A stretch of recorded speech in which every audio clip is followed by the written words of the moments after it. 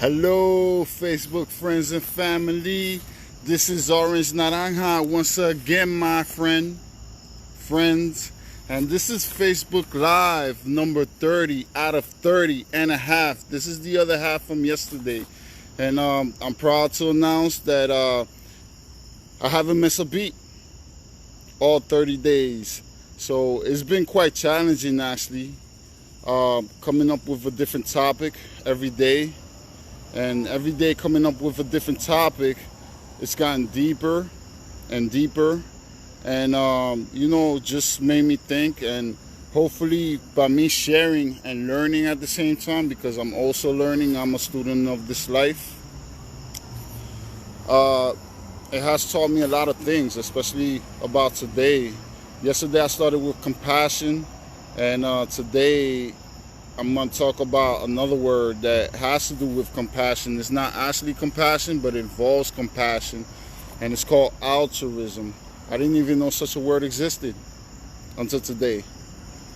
So this is Facebook Live 30 out of 30, the second part of compassion, and today I'm going to be talking about altruism.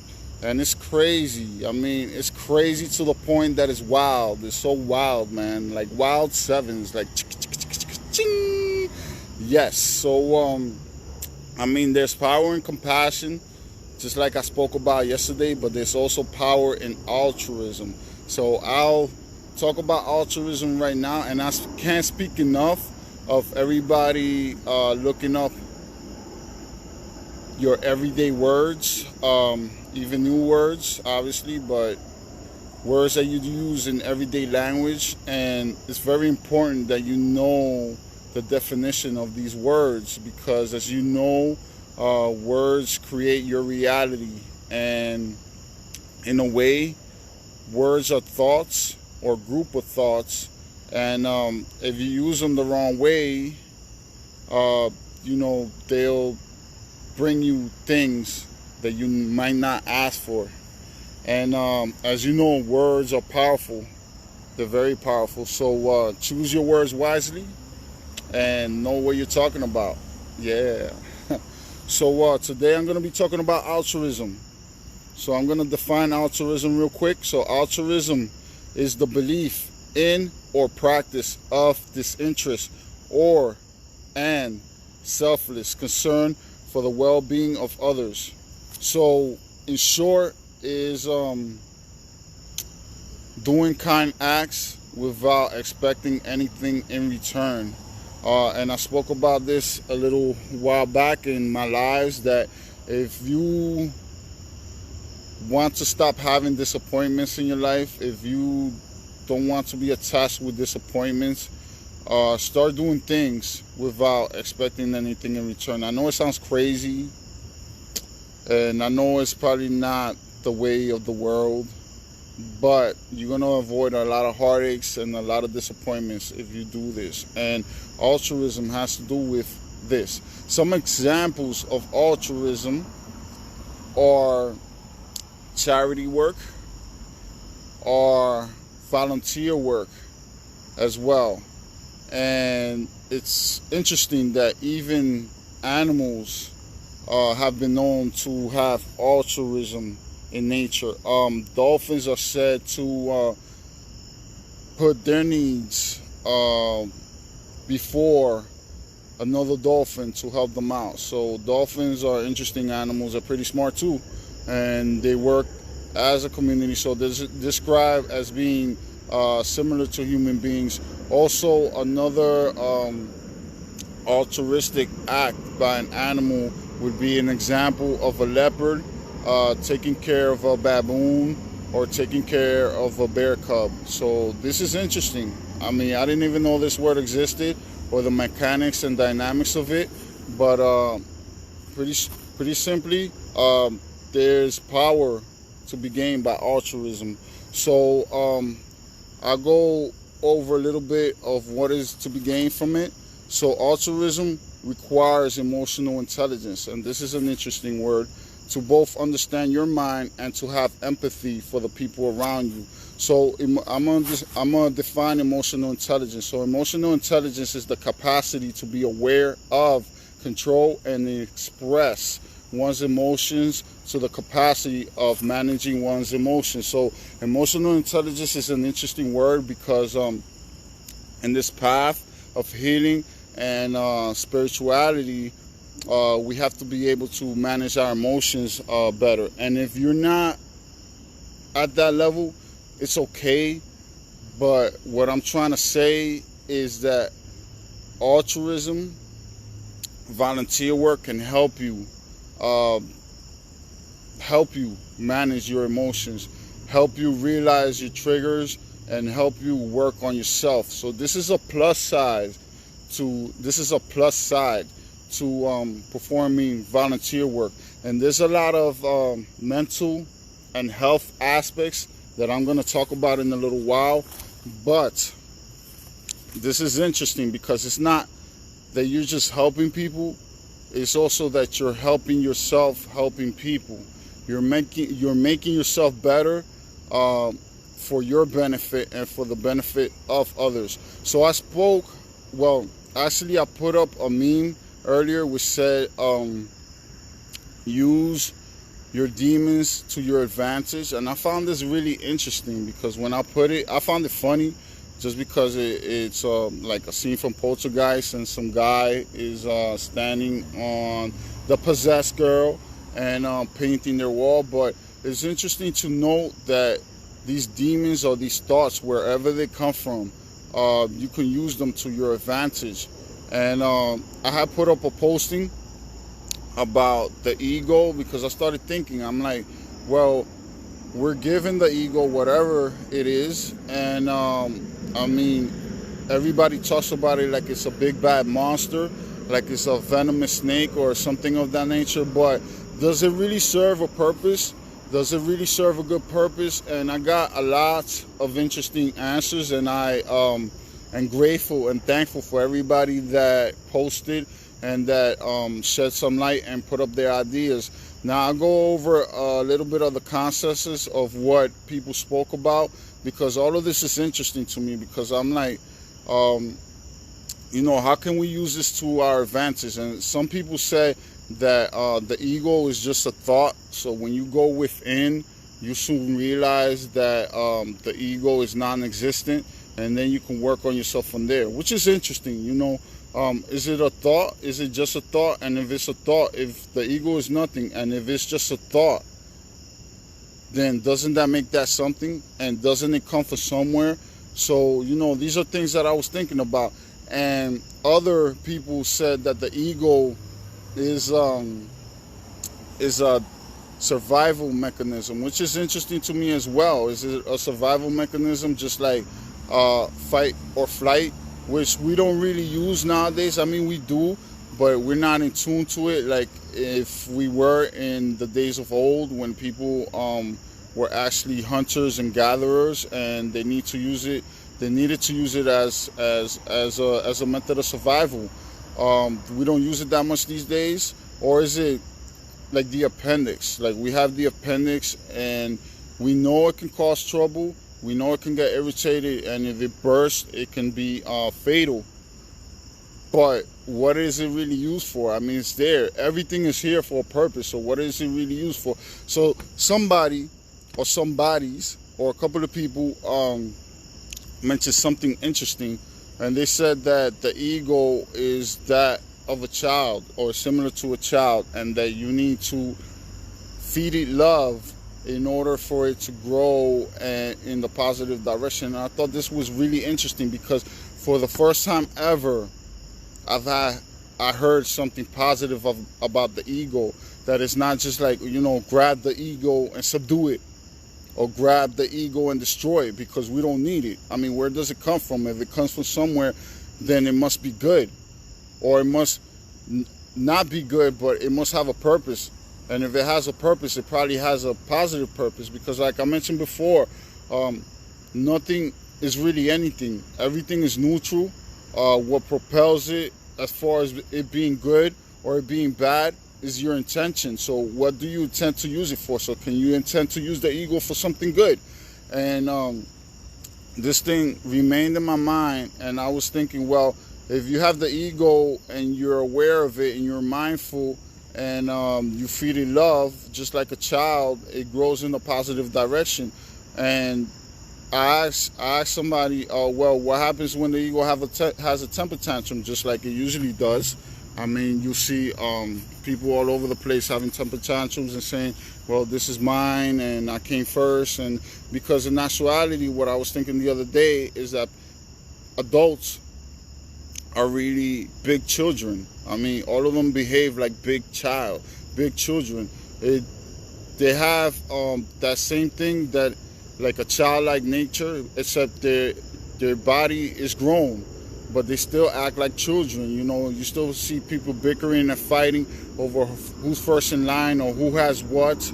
You know, oh, I got this, haha, what do you have? Or, you don't have anything. You know, so it hasn't changed much, and it hasn't changed my view on adults and people in general. And it surprises me, and it's amazing that a lot of the times children act more mature and more bigger than adults. So all right, so what happens when the ego has a temper tantrum?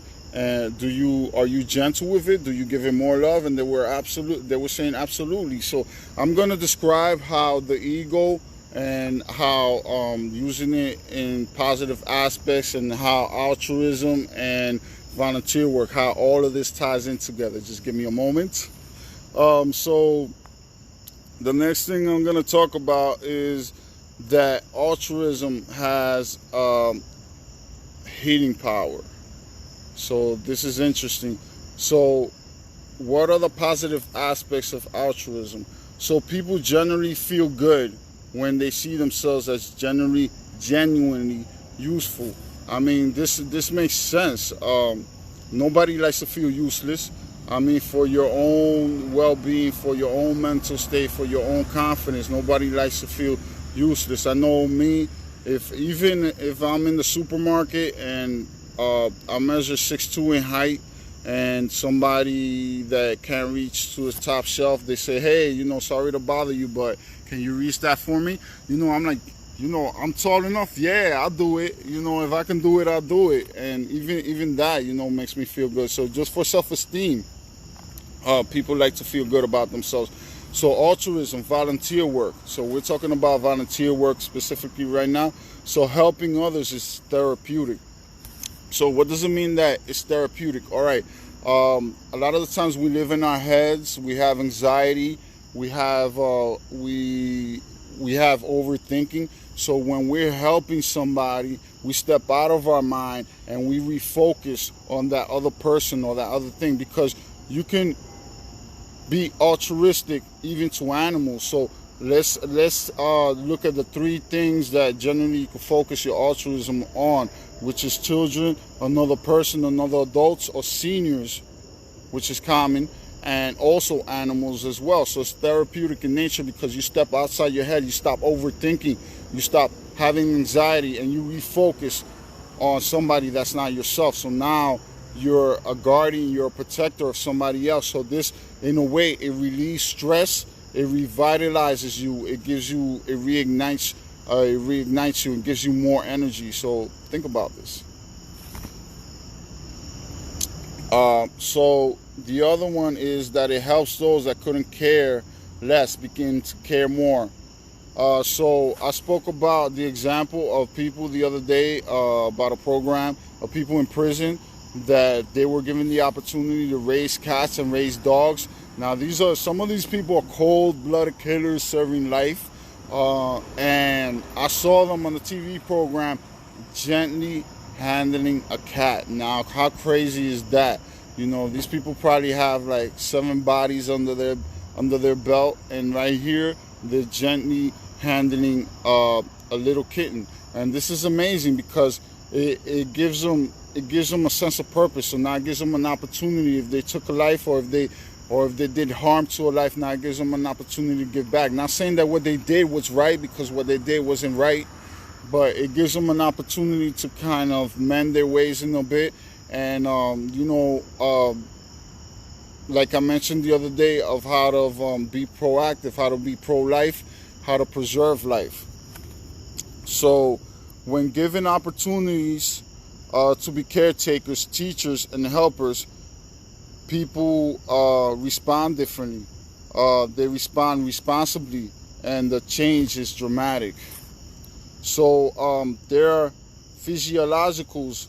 Well, I wanted to speak about some examples that I read real quickly in some articles. So it talks about this child that he came from a broken home, you would say, a toxic home. His mom was an alcoholic, his dad was in and out of prison, and this child was doing very poorly in school.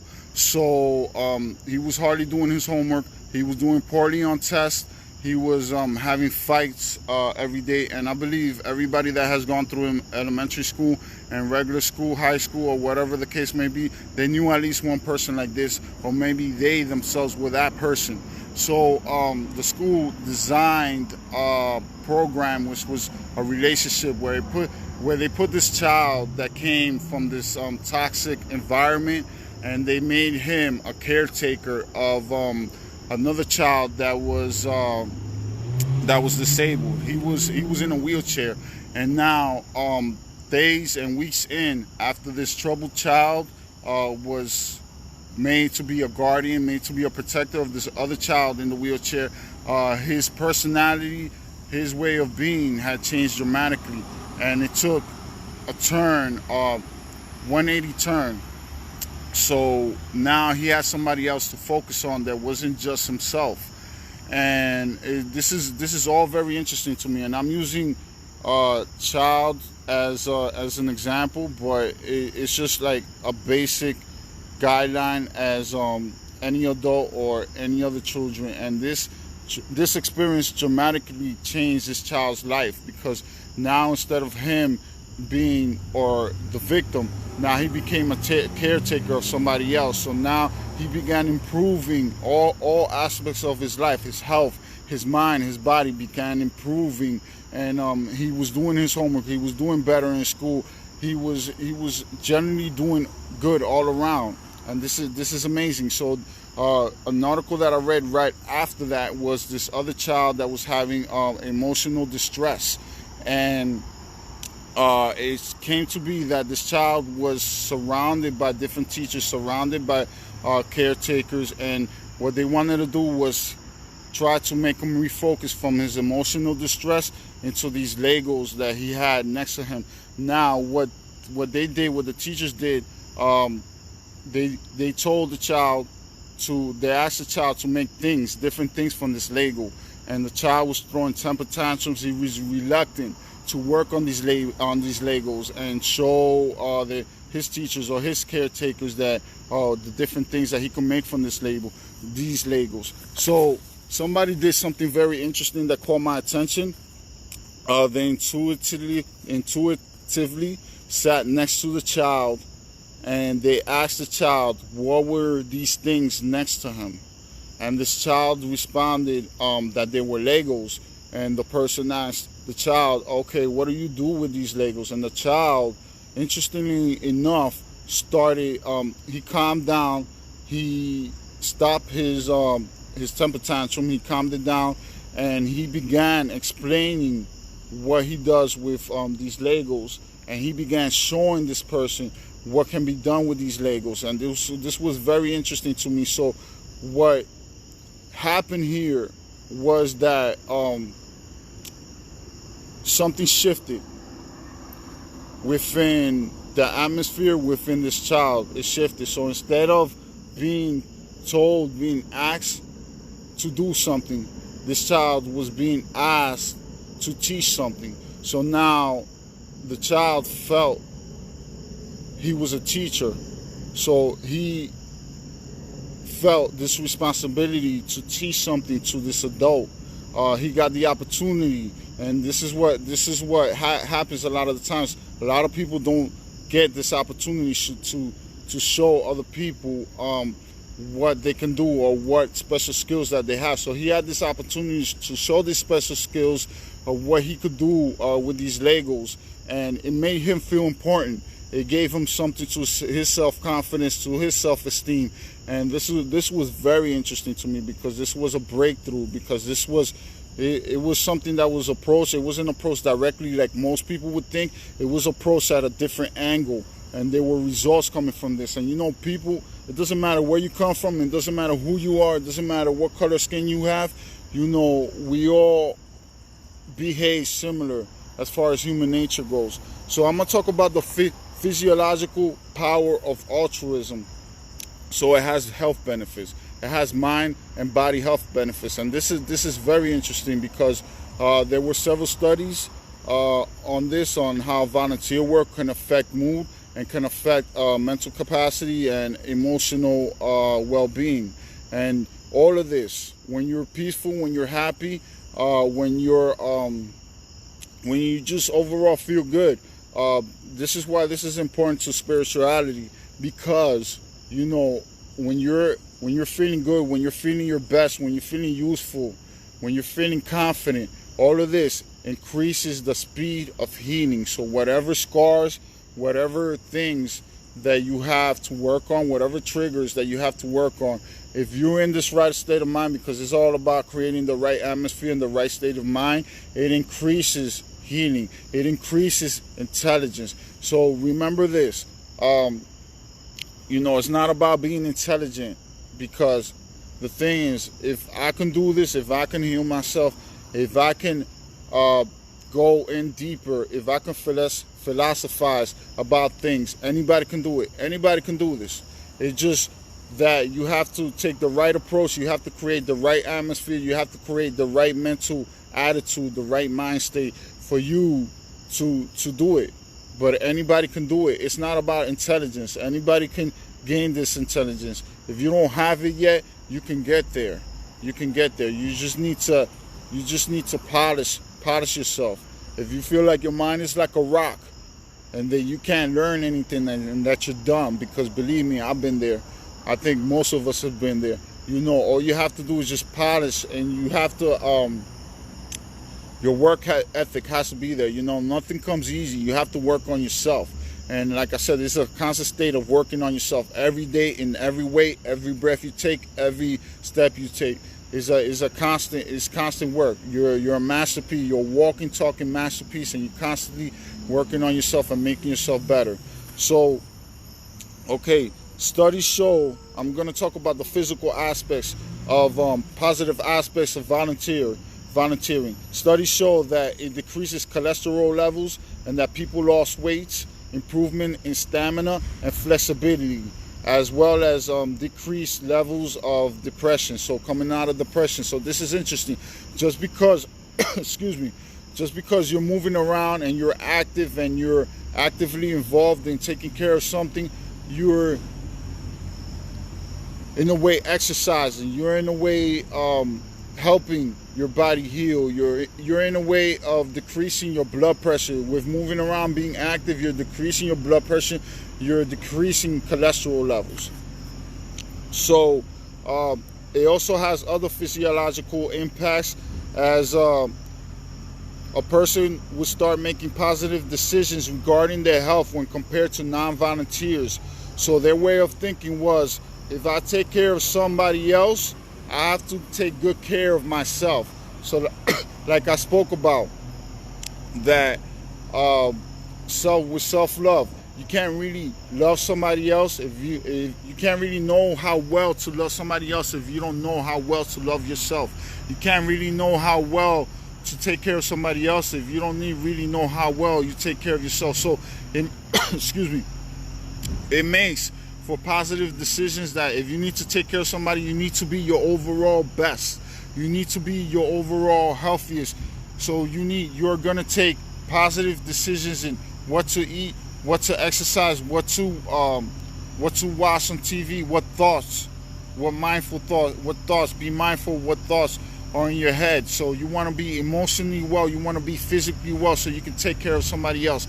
And this, in a way, is selfish in nature, like I was talking about. This is how it ties in to the positive aspects of the ego, because somebody asked me, well, isn't self-love negative? Doesn't it feed into greed? Doesn't it feed into hate? Doesn't it feed into narcissism and overall just negative emotions? And no, it doesn't.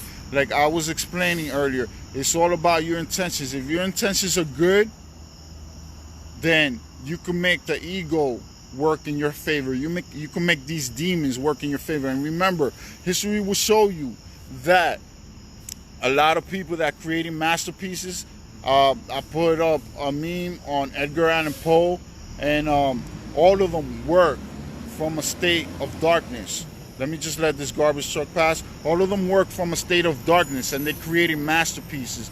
Van Gogh and Picasso, all of them work from a state of darkness and depression. The lowest of the low, hopeless. Just when you thought life was over, suicidal thoughts. All of them work from that level, and they were able to create masterpieces. So this is the genius of working with the shadows, of working on your dark side, of using your ego, of using your demons as an advantage.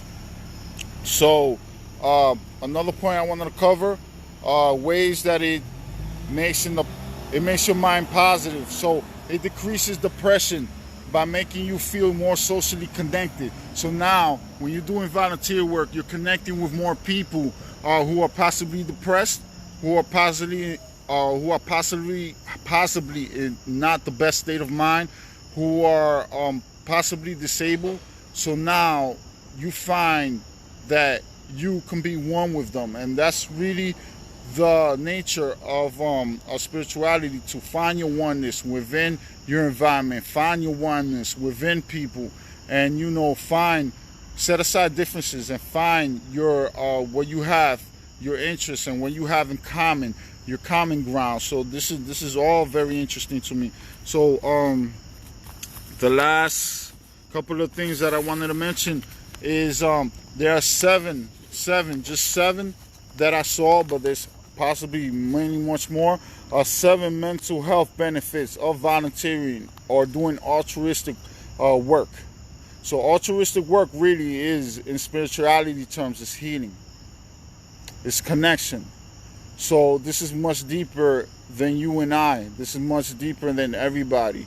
A lot of times people don't find the significance of volunteer work, of charity work. Well, I'm giving you the significance. I'm laying down the blueprint and the foundation, and it's up to you to work from here.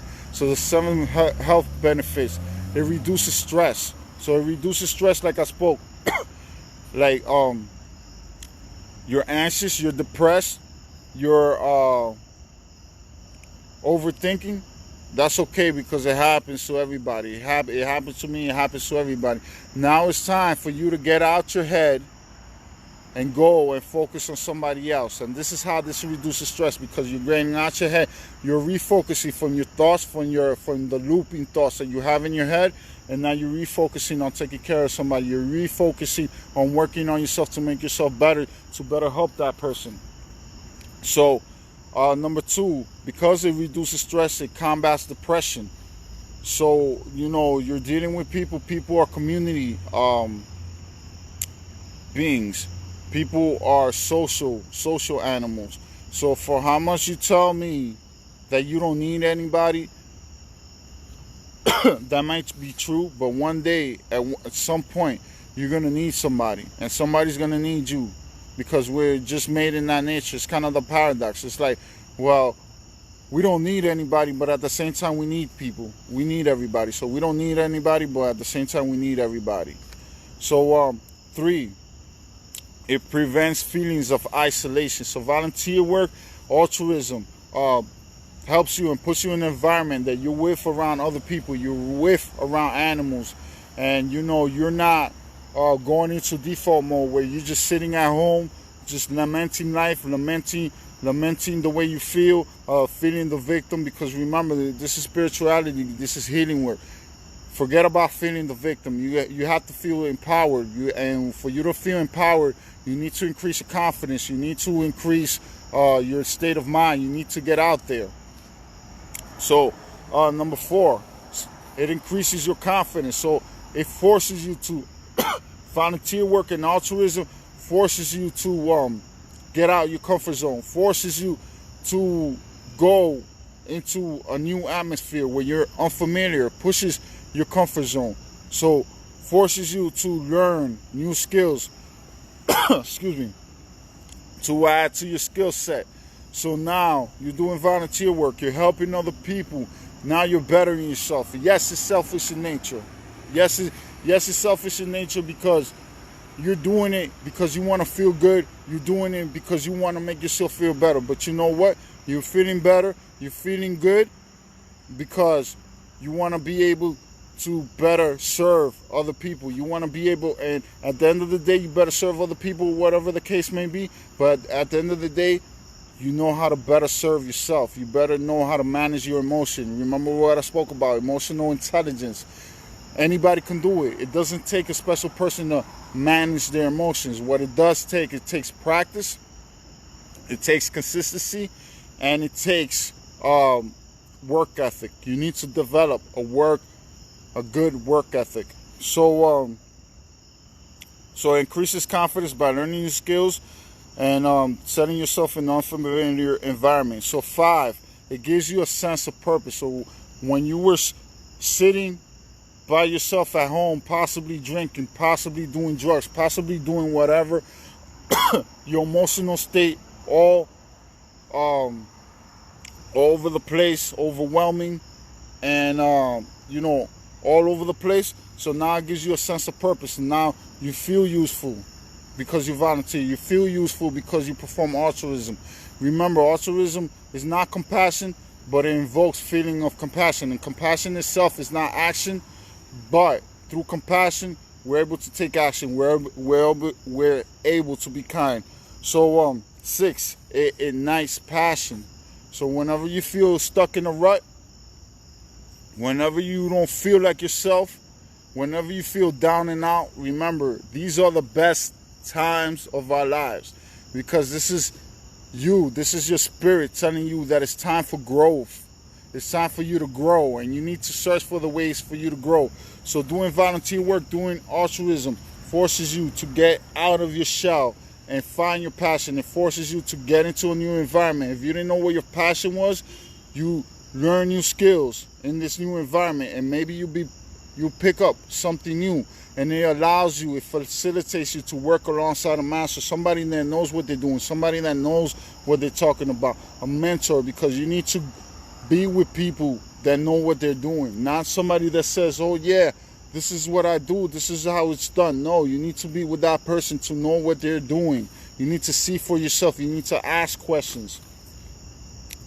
So it's also a fun way to explore interests, as I mentioned, and perhaps work alongside a master, as I mentioned, and look for opportunities. So number 7, the final lucky 7, 7th heaven.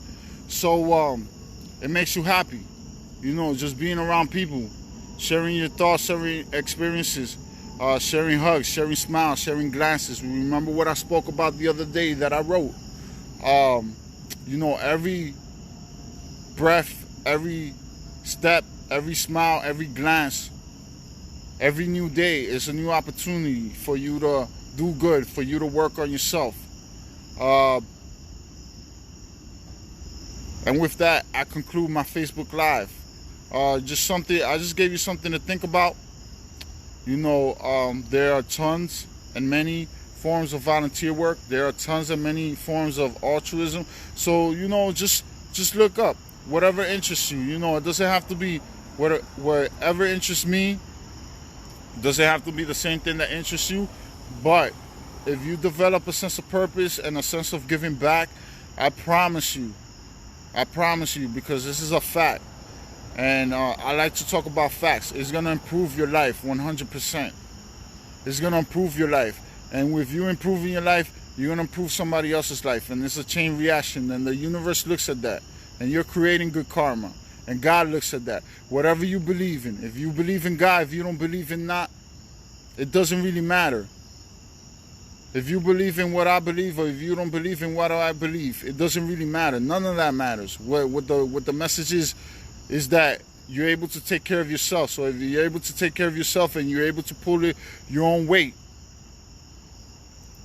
you're less of a hassle to somebody else. And like the Buddha said, if you're not doing good, if you can't do good, I mean, everybody can do good, but if you choose not to do good, at least don't harm the other person. At least don't harm the next person. At least don't pull them back. At least don't pull them down. At least don't kick them when they're down. You know, and that way you're doing good. You not might be doing good to the best of your ability, but you're doing good by not harming them.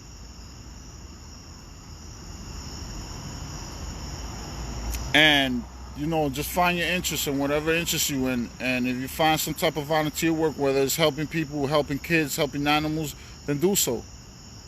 You know, it doesn't hurt. It gives you a chance to work on yourself. It gives you a chance to learn something new. It gives you a chance to push yourself. And like I spoke today, choose your companions wisely. And I use the word companions instead of friends because I don't see no friends. I don't have no friends.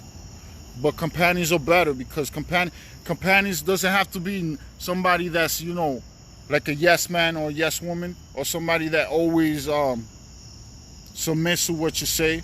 It could be somebody that ruffles your feather. It could be somebody that brings tension into the relationship. It doesn't have to be somebody that you get along with.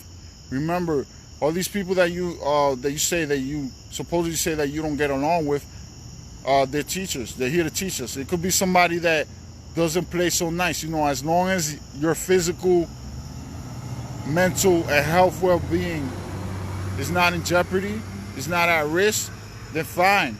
You know, we're all on our own separate paths. And at some point, we link up. Even if it's for a second, even if it's for a minute, even if it's for a lifetime. At some point, we link up in our journey. And these companions, they bring something into our lives. And like I mentioned, choose your companions wisely. It doesn't matter if other people think they're good or they're a bad person. They might be able to bring value to your life. And the value that they bring is trying to make the best out of you. Trying to bring the best out of you. So, you know what I mentioned, one knife sharpens the other.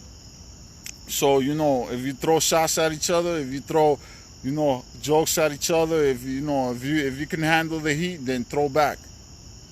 Because with every give and take, with every take and give, it's like you're sharpening yourself. You're making yourself mentally sharp. You're making yourself physically sharp, emotionally sharp. You're learning how to manage your emotions by not letting little things get to you, little differences get to you. Because somebody says something you don't like, it doesn't matter. It doesn't have to make them. You don't have to make them your enemy. You know, you can find a useful purpose for them. As far as working on yourself, because we're always working on ourselves for betterment. So this is Orange Naranja with my final Facebook Live challenge, and thank you for listening.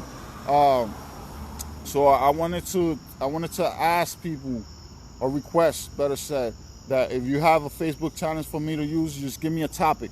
Give me a topic. Challenge me, please. Give me a topic. So these days I will be doing a Facebook challenge once a week. With my wife, I will be doing a Heavenly Eats live once a week.